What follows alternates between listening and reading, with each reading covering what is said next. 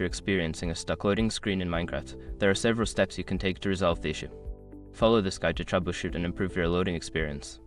Step 1. Check system requirements. Ensure that your computer meets the minimum system requirements for running Minecraft. If your hardware is outdated, consider upgrading your RAM, CPU, or GPU for better performance. Step 2. Update Java. Make sure you have the latest version of Java installed, as Minecraft relies on it to run. Visit the official Java website to download and install the latest version. Step 3. Optimize game settings. Launch Minecraft and navigate to the settings menu. Low graphics settings, reduce render distance, and disable fancy graphics to improve loading times and performance. Step 4. Clear cache and temporary files.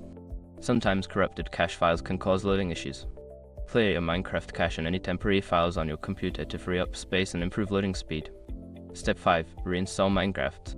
If all else fails, consider uninstalling and then reinstalling Minecraft.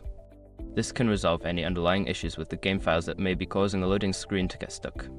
By following these steps, you should be able to resolve the loading screen issue in Minecraft. If problems persist, consider seeking help from community forums or official support channels.